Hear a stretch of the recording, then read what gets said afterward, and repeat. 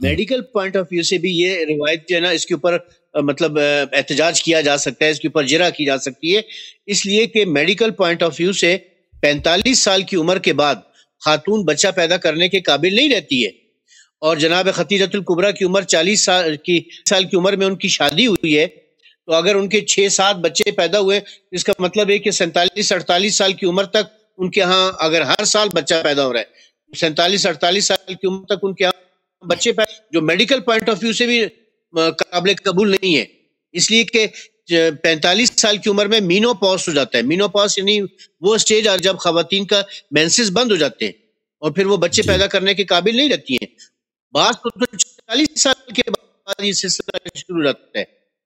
اور 2-3 سال تک اس کرم میں رہنے کے بعد پھر ان کے مینسز بند ہوتے ہیں۔ دیکھیں یہ کہ حضرت خدیجہ سلام اللہ علیہا کی عمر شادی کے وقت 40 سال تھی، دیکھیں یہ خود وہ اگر آپ وہ سید جعفر مرتضی عاملی کی کتاب ہے نا صحیح من سیرت الرسول صلی اللہ علیہ وسلم، اب مجھے نہیں معلوم اردو میں ترجمہ ہوا اس کا نہیں، اس میں وہ بہت لمبی بحث کرتے ہیں کہ یہ جو ہے عائشہ کی ایک سازش ہے کہ وہ کہتی ہے کہ میری عمر بہت چھوٹی عمر میں پیغمبر کے ساتھ میری شادی ہوئی ہے، اور جو دوسری ان کی ازواج تھیں ان کو وہ کم نیچے لانے کے لیے ان کے سے حسادت کی وجہ سے یا تو ان کو بزرگ بوڑھیاں وغیرہ یا کم خوبصورت دکھانے کی کوشش کرتی ہے۔ ان کا بحث یہی ہے کہ حضرت خدیجہ سلام اللہ علیہا پہلی بات یہ ہے کہ ان کی عمر بہت جوان تھی اور باکرہ تھیں، ان سے پہلے بھی شادی نہیں ہوئی تھی، یہ بھی ایک سازش ہے عائشہ کی جماعت مخالفین کی کہ کہتے ہیں وہ بیوہ تھی، بیوہ نہیں تھی وہ، کیا اس پورا عرب ان سے شادی کا، دیکھیں روایت تو موجود ہے نا کہ پورا عرب خاصگاری کرتے تھے، وہ قبول نہیں کرتی تھی۔ 40 سال عورت بیوہ جو ہو نا پورا عرب اس کے پیچھے نہیں لگتے، بڑے سے بڑے لوگ آتے ہیں اس کے خاصگاری کے لیے، اس لیے کہ وہ جوان تھی اور خوبصورت تھی اور نہایت ہی باحیا تھی، تبھی سب لوگ چاہتے تھے کہ اسے شادی کریں، اور پھر رسول پاک صلی اللہ علیہ وسلم سے اس کا رشتہ ہوا۔ تو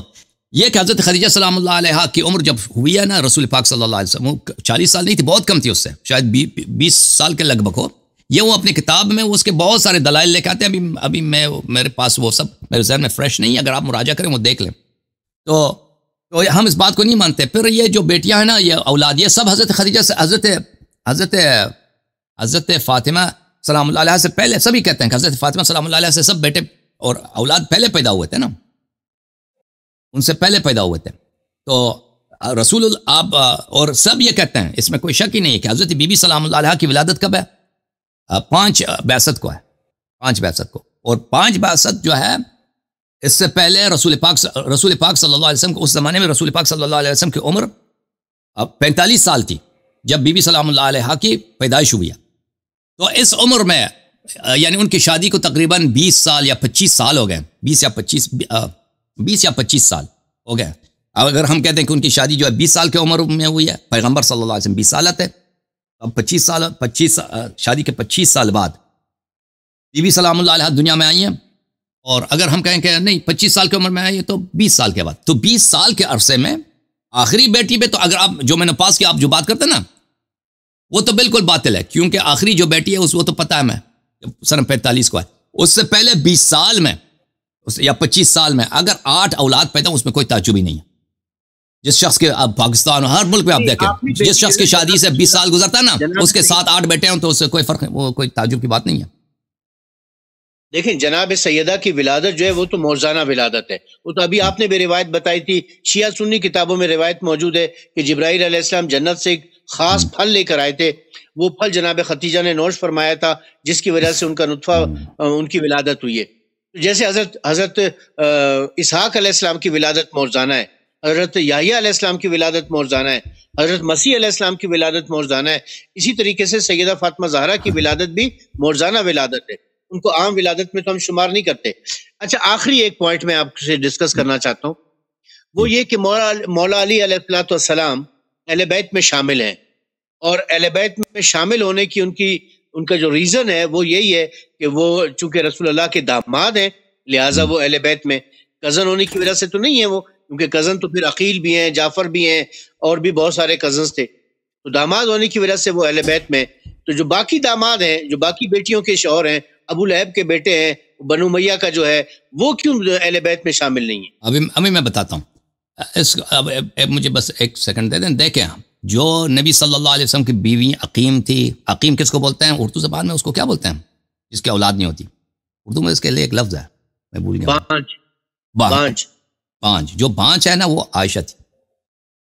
اللہ وہ کم عمری میں بھی اس نے شادی ہوئی, اللہ تعالیٰ نے اس کو محروم رکھا. اللہ جانتا ہے کہ ان لوگوں نے وہ بہت سارے یہ لوگوں نے اپنے کتابوں میں یہ لکھا ہے یہ بات کہ ان لوگوں نے شادی اسی لیے کی تھی کہ اگر ہماری بیٹی کو رسول پاک صلی اللہ علیہ وسلم سے کوئی بیٹا ملے تو ہم اس کے ذریعے پوری دنیا پہ حکومت کریں گے. تو اللہ تعالیٰ نے ان کو محروم رکھا. لیکن حضرت خدیجہ سلام اللہ علیہ کبھی بانج نہیں تھی. حضرت فاطمہ سلام اللہ علیہ کی ولادت اعجاز ہے, لیکن کسی کتاب میں یہ مذکور نہیں ہے کہ اعجاز کی وجہ یہ ہے کہ ان کی بیوی جو ہے کہ عقیم تھی, بھانج تھی. جیسے حضرت سارہ عقیم ہے نا, حضرت سارہ کی اولاد نہیں ہوتی تھی, 120 سال ہو گیا وہ شوہر حضرت ابراہیم علیہ السلام کو اولاد نہیں ہو رہی ہے. قرآن کی آیت ہے, اللہ تعالیٰ نے اعجاز میں اس کو بیٹا عطا کیا. حضرت فاطمہ سلام اللہ علیہ کی ولادت اس لیے اعجاز نہیں ہے کہ ان کی والدہ جو ہے عقیم ہے, نہیں, ان سے پہلے اولاد ہوئی ہیں, اس میں تو کوئی نزاع نہیں ہے کہ طاہر طیب یہ بیٹے ہوئے ہیں, ٹھیک ہے نا, اس میں تو کوئی, وہ عقیم, ان کا اعجاز اس لیے ہے کہ ان کی خلقت نور سے ہے, ان کا نطفہ نور سے ہے, جنت سے ہے, اور اللہ کے حکم سے ہے, اور اللہ تعالیٰ نے فرمایا تھا کہ تم اتنے 40 دن عبادت کرو. رسول اللہ صلی اللہ علیہ وسلم کو کتنے پاک ہیں بھائی, ان کا خاک پا, ان کا ایک خاک پا جو ہے نا, اگر پورے دنیا کے گناہکاروں میں آپ بانٹ دیں تو وہ سب کے سب اللہ کے ولی بن جائیں گے. رسول پاک صلی اللہ علیہ وسلم کا آب دہن اگر آپ کسی حوض میں ڈال دیں اور اس میں سے ہر ایک آدمی جتنے دنیا کے بیمارے پی لیں وہ سب کے سب شفا پا جائیں گے. رسول پاک صلی اللہ علیہ وسلم کتنے پاک تھے, اللہ نے حکم دیا کہ اب تم 40 دن مزید تم عبادت کرو, دن روزے اور رات کو, اور تجھے حق نہیں ہے کہ اپنی بیوی کے ساتھ ہم بستر ہو جاؤ. اس کے بعد جنت سے پل آیا, انہوں نے اب فرمایا کہ تم جا کے اپنی بیوی کے پاس چلو, اور اس وقت بی بی سلام اللہ علیہ کا نطفہ بنا. تو وہ کتنی پاک ہے عصمت میں, طہارت میں, اس کا ہم اندازہ نہیں کر سکتے, ٹھیک, اس لیے اعجاز ہے. اچھا, اس لیے اعجاز نہیں ہے کہ ان کی بیوی کی اولاد نہیں ہوتی تھی. اچھا, اب آتے ہیں اس نقطے کی طرف کہ امیر المؤمنین علیہ الصلوۃ والسلام اہل بیت ہیں. دیکھیں اہل بیت سے کیا مراد ہے؟ بیت سے مراد نسل نہیں ہے, اہل بیت گھر والے, یہ گھر جو ہے نا گھر والے, اس سے مراد نسل نہیں ہے, اس سے مراد محل سکون. ایک گھر ہوتا ہے نا, محل سکونت ہوتا ہے, میں اس گھر میں رہتا ہوں, بلڈنگ, چھوٹا بلڈنگ یا بڑا بلڈنگ ہوتا ہے نا جس میں انسان رہتا ہے, اس سے مراد وہ نہیں ہے. اس بیت سے مراد بیت النبوہ ہے. یہ بیت کون سے؟ بیت العصمہ, بیت النبوہ, بیت النبوہ, بیت العصمہ. تو اس میں اگر ہم بیت سے مراد رشتے والی بیت لیتے نا کہ نسل, اس میں تو لازمی بات ہے, عباس بھی اس میں ہے, ابو لہب بھی ہے, چچا تو بھتیجے سے زیادہ قریب ہوتے ہیں نا, اور دوسرے جو چچا کے لڑکے ہیں, عبداللہ ابن عباس ہیں, عقیل ہیں, جعفر ہیں, سب کے سب اہل بیت. اس لیے اس اطلاق سے اگر دیکھیں تو اہل بیت ہیں, سب کے سب اہل بیت. وہ سب, اگر بیت سے ہم کیا مراد لیں گے؟ بیت سے اگر ہم مراد نسل لے لیں تو لازمی بات ہے, وہ آپ اگر وہ بھی ڈیفینیشن آپ کے ہاتھ میں ہے. ڈیفینیشن ریلیکس کر دیں تو اس میں بہت سارے رشتہ دار آ جاتے ہیں, ڈیفینیشن ٹائٹ کر دیں تو بہت کم ہو جاتے ہیں.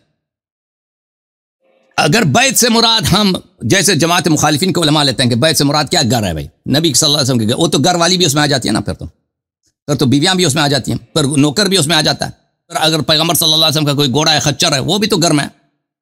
وہ سب آ جاتے ہیں, اہل بیت میں سے بن جاتے ہیں. لیکن یہ بیت جو ہے نا, کیونکہ رسول پاک صلی اللہ علیہ وسلم نے اپنی سنت میں, اپنی سیرت میں بار بار بتایا کہ اس بیت سے مراد نہ نسل مراد ہے, یعنی رشتہ داری, کہ جتنے رشتہ دار ہیں وہ سب کے سب, چچا, وہ چچا کے لڑکے, وہ سب, چچا بھی بہت تھے ان کے ماشاءاللہ. حضرت عبد المطلب علیہ السلام کے تو 10 بیٹے تھے. اور یہ اس نہ مراد رشتے والا گھر ہے اور نہ مراد سکونت والا گھر ہے, اس سے مراد عصمت کا گھر ہے. وہ کیا بار بار پیغمبر صلی اللہ علیہ وسلم نے چادر ڈالا ہے, چادر اس میں ڈال کے فرمایا یہ صرف یہ میرے اہل بیت, صرف یہ میرے اہل بیت. اور اس میں اللہ تعالیٰ نے کتنے حصر کے الفاظ, ادات بولتے ہیں نا, اسباب, طریقہ کار آئے تطہیر میں استعمال کیا. رسول پاک صلی اللہ علیہ وسلم نے بار بار چادر ڈال کے حصر کیا, دوسروں کو نکال دیا, ان کو شامل کیا ہے. اور جو الفاظ ہے پیغمبر صلی اللہ علیہ وسلم کے, میں کبھی آپ کو عربی بلاغت کے لحاظ سے میں آپ کو بتاؤں گا کہ اس میں بہت سارے زیادہ ادات ہیں حصر کے. اللہم مثلا فرما ہؤلاء اہل بیتی, یہ میرے اہل بیت ہیں. عربی زبان میں اس طرح جب کہا جاتا ہے کہ مسند الیہ دونوں معرفہ ہو جاتے ہیں تو یہ حصر کے لیے ہوتا ہے, یہ میرے اہل بیت ہے, دوسرے میرے اہل بیت نہیں ہیں. تو پیغمبر صلی اللہ علیہ وسلم نے بار بار ہمارے احادیث میں کہا یا السلام علیکم یا اہل بیت النبوہ ومعدن الرسالہ, کہ یہ جو بیت ہے یہ ہدایت کا بیت اس سے مراد ہے. یہ عربی زبان میں اس طرح بہت ہوتا ہے کہ مجازن کہ بیت سے مراد آپ بلڈنگ مراد نہیں لیتے, بیت سے مراد آپ خاندان بھی مراد نہیں لیتے. بیت سے کیا مراد لیتے ہیں؟ کوئی اور چیز مراد لیتے ہیں. یہ نبوت کا بیت ہے, عصمت کا بیت ہے, اور اس میں صرف وہی آئیں گے جن کو اللہ نے چنا ہوا ہے امامت کے لیے, عصمت کے لیے. حالانکہ جناب عقیل وہ امیر المومنین کے سکے بھائی ہیں, جعفر سکے بھائی ہیں,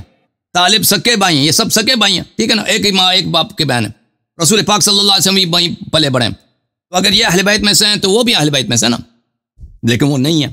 نہیں ہے تو پتہ چلا یہ رشتہ داری والا حساب نہیں ہے یہاں پر. اوکے سر, بیت سے مراد اہل بیت العصمہ, اہل بیت النبوہ.